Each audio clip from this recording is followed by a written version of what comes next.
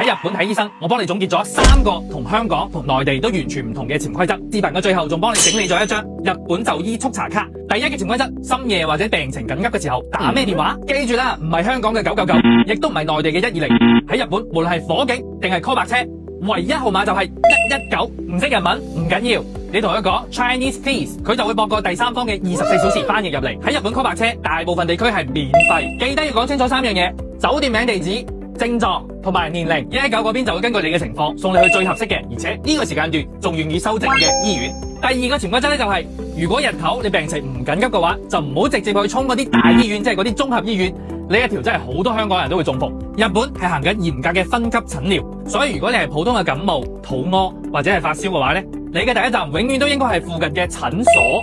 日文係 clinic， 因為你冇診所呢一級寫俾你嘅介紹信嘅話咧，你直接去咗大醫院，你就可能要白等多幾個鐘。另外，你仲要額外交多一個叫做選定療養費，可能要3000到1萬yen。呢度仲有個細節要注意。因為唔係日本所有嘅醫院都會有兒科，如果你睇兒科嘅話咧，建議你先打呢個 JNTO 嘅熱線去協助指引一下。去就醫記得帶護照、現金同埋旅行嘅保險資料。通常大醫院咧係可以收信用卡，但係診所佢就要收現金嘅。呢度提醒一下，記得交完錢之後索取一份詳細嘅收據，方便日後向旅遊保險申請。接住落嚟講下去醫院嘅就診流程。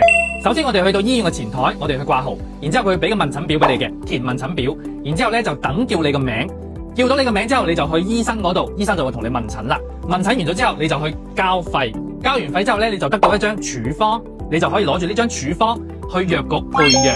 好，講到第3點潛規則啦，係關於攞藥。喺日本係醫藥分離，所以你去醫院睇醫生，佢係唔會開藥俾你嘅。你係要拎住呢張處方，然後行到外邊嘅任何一間藥局，然後再另外俾錢配藥。